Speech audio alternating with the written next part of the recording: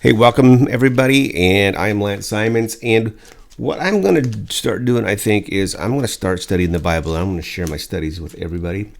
I have a couple of outlines that I put on lancesimons.com, so if you want to get a copy of those and follow along, you can. They're free, so don't worry about that.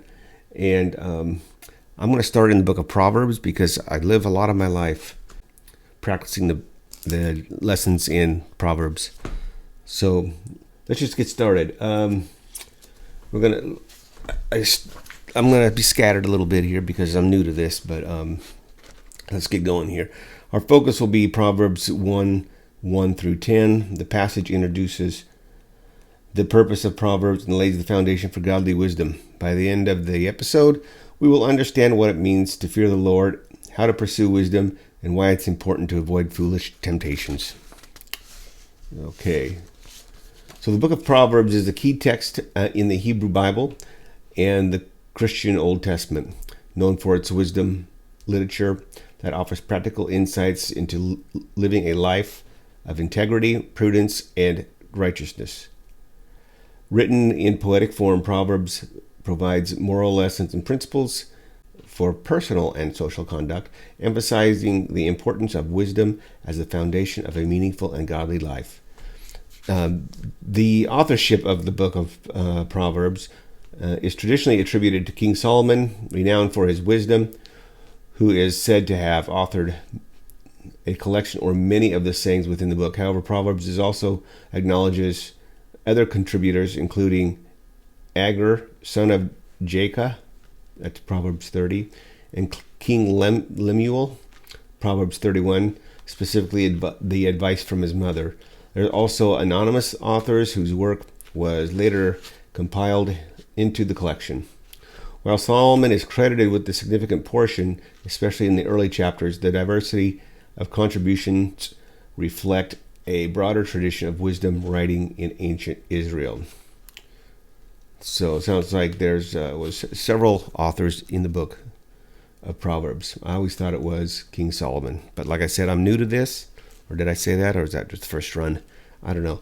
I'm new to this, so I'm going to learn along the way with the rest of everybody else. The overarching theme of Proverbs is the pursuit and application of wisdom, which is portrayed in a divine gift leading to a successful and moral life. Key themes include wisdom versus folly, fear of the Lord, a foundational principle of wisdom emphasizing reverence and obedience to God, righteousness and justice, moral integrity and fairness are vital for personal character and societal harmony. For speech and words, Proverbs frequently advises on the power of words, cautioning against gossip, lying, and rash speak. Relationships, insights to marriage, friendships, and family, emphasizing loyalty, kindness, and respect. 6. Work ethic promotes diligence and warns against laziness, associating hard work with success and sloth with poverty. The book is structured into, looks like 6 different distinct sections. Chapters 1 through 9 is a series of discourses introducing the concept of wisdom as a path to life and foolishness is a path to death. Lady Wisdom and Lady Folly are personified to illustrate these choices. Chapter 10 through 22 to 16, a collection of individual proverbs contrasting the wise and the foolish in various aspects of life. Chapters 22:17 through 24:34, the sayings of the wise providing extended instructions and reflections. Chapters 25 through 29, individual proverbs of Solomon compiled by the men of King Hezekiah. Chapter 30, the sayings of Agur, which include reflections on human limitations and divine greatness. In chapter 31, the sayings of King Lemuel, ending with the description of the virtuous woman as the ideal of godly living. So what I've studied so far in this, just in the last day or so, actually just last night, is There's 31 chapters, and it's a lot of people practice reading one chapter a day because it happens to be 31 for each day of the month. So that works out really well. Conclusion: the Book of Proverbs offers timeless wisdom that transcends its ancient context, addressing issues of character, discipline, and ethical behavior relevant to every generation. It serves as a guide for those seeking to align their lives with divine principles, advocating for a life characterized by wisdom, humility, and moral integrity. Okay, so let's get into this. Let's just start with the session one. So I think my goal is to have 7 different sessions. Session 1, beginning of wisdom. Proverb 1 introduces the overarching theme of the book. The pursuit of wisdom begins with the fear of the Lord. Wisdom calls out humanity, inviting all to embrace instruction and avoid the path of folly. Proverbs 1:7 is a key passage. For the fear of the Lord is the beginning of knowledge, but fools despise wisdom and instruction.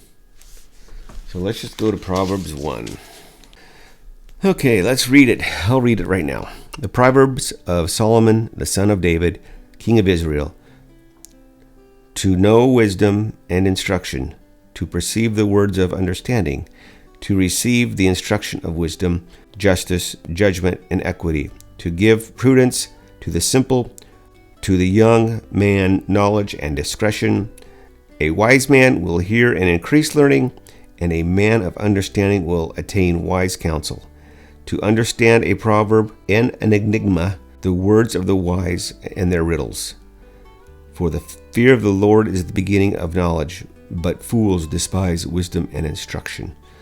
Okay, so that's chapter 1 through 7. Okay, verses 1 through 7. Okay, so the first question on the discussion in my guide, my Bible study guide, I guess it is. There's only 3 per session. So, what does the fear of the Lord mean in context of gaining wisdom? Well, I would think that the fear of the Lord doesn't really mean fearing God. It means respecting and what they call reverence to God. So, because when you respect somebody and love them and revere them, you're going to obey what they have to say. So it's not man kind of fear; it's a God kind of fear, I guess. How does wisdom call out to us in our daily lives? Ooh. I guess just walking your daily walk and walking in doing what's right and wrong by biblical standards, not man standards. And that's why it's important that we learn these principles, I guess. I don't know if you have any suggestions or thoughts, put them in the comments. This is why we're here. I'm trying to learn this myself, and if it helps anybody else, I hope it does, actually. Why is it important to avoid the path of the wicked as described in verses 10 through 19? Well, I didn't read 10 through 19. Okay, let's do 10 through 19. My son, if sinners entice you, do not consent. If they say, come with us, let us lie in wait to shed blood. Let us lurk secretly for the innocent without cause. Let us swallow them alive like Sheol, and whole like those who go down to the pit. We shall find all kinds of precious possessions. We shall fill our houses with spoil. Cast in your lot among us. Let us all have one purse. My son, do not walk in the path with them. Keep your foot from the path of evil, for their feet run to evil, and they make haste to shed blood. Surely in vain the net is spread in the sight of any bird, but they lie in wait for their own blood. They lurk secretly for their own lives. So are the ways of everyone who is greedy for gain. It takes away the life of its owners. Why is it important to avoid the wicked as described in verses 1 through 19? because it'd take you down the wrong path. Pretty clear. I mean, and it'd take you down the wrong path and get you in trouble. So follow the path of wisdom, Solomon's wisdom. Anyway, that's about it for this one. Activity: reflect on how you embrace the fear of the Lord in a practical way this week. Let's think about walking upright and righteous and trying to do what's right. And, and what we think is right is not always right. And we'll learn that along the way, because this is a Bible study and I'm going to study it and I'm going to share what I find. So anyway, thanks for watching. And until next time, I'm thinking maybe in a couple of days I'll go over to session 2. And that was the rewards of wisdom, Proverbs 2. This chapter highlights the importance of actively seeking wisdom. Anyway, thanks for watching, and we'll see you next time. Hey everyone, thanks for watching. If you would like to get a copy of my book, Make Your Life a Whole Lot Better, Lessons for Life, you can pick that up at Amazon.com. Also, you can get an e-version or an audio version at LanceSimons.com for free. So get over there and get signed up and get a free book. Also on LanceSimons.com, you can sign up for a free half-an-hour session of life coaching. So get over there and get signed up, get your free book, and until next time, God bless, and we'll see you again.